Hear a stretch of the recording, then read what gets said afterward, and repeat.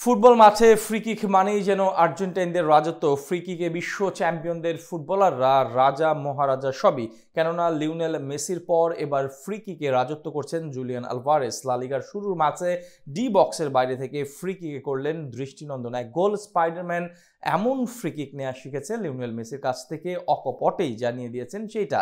Free কিকে আর্জেন্টাইনদের রাজত্বের বিস্তারিত গল্প থাকছে রিপোর্ট। আপনাকে যদি বলা হয় এই মুহূর্তে ফ্রি কিকের রাজাকে, নিঃসন্দেহে সে নামটা আসবে লিওনেল মেসির।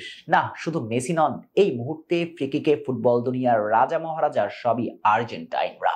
কেননা লিওনেল মেসির পর এবার ফ্রি কিকে রাজত্ব করছেন আর্জেন্টাইন তারকা জুলিয়ান আলভারেজ। রাজত্ব নয় তো কি, ডিবক্সের প্রায় 60 গজ বাইরে থেকে লা লিগাতে যে গোলটা তিনি করে দেখালেন, সে গোলের পর আপনি তো এটা মানতে বাধ্যই হবেন। এই মুহূর্তে ফুটবল দুনিয়ায় ফ্রি কিকের নয়া জাদুকর জুলিয়ান। মূলত ম্যাচের 37তম মিনিটে ফ্রি কিক পেয়েছিল অ্যাথলেটিকো, যেখান থেকে গোল হওয়ার সম্ভাবনা ছিল একেবারে 10%, কিন্তু সামান্য এই চান্সটুকুকে বাঁকানো শটে 4 জনের মানব দেয়াল টপকিয়ে আর্জেন্টাইনি স্পাইডারম্যান করলেন দুর্দান্ত এক গোল।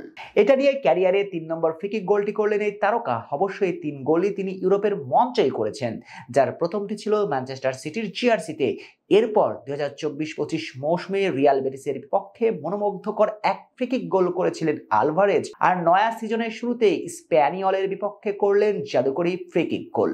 লা লিগাতে নিজের প্রথম ম্যাচে মাঠে নেমেছিল অ্যাথলেটিকো মাদ্রিদ। প্রতিপক্ষ স্প্যানিয়লের চেয়ে বেশ এগিয়ে থাকার কথা মাদ্রিদের ক্লাবটির, কিন্তু অনাকাঙ্ক্ষিতভাবে ম্যাচটা হেরে বসে তারা 2-1 ব্যবধানে।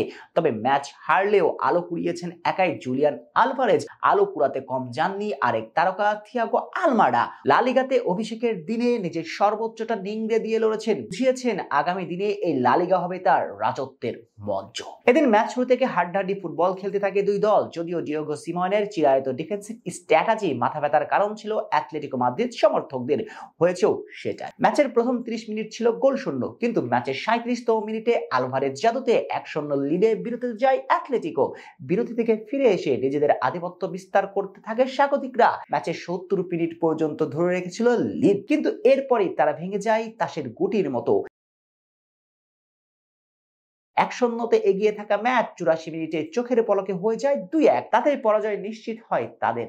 অবশ্য দল ম্যাচ হারলেও শুভ সূচনার ইঙ্গিত দিয়ে রাখলেন আলভারেজ। আগামী মৌসুমে যে তিনি ব্যালন ডিওর জয়ের অন্যতম দাবিদার হবেন তার স্পষ্ট ছাপ রাখলেন প্রথম ম্যাচে। এখন শুধু এই ধারাবাহিকতা ধরে রেখে যেতে হবে বিশ্বকাপে। সেখানে ভালো কিছু করলে আগামী ব্যালন ডিওর জয়ের অন্যতম ফেভারিট থাকবেন এই তারকা ফুটবলার। শেখ শ্রাবণ অনিক, সিটি নিউজ।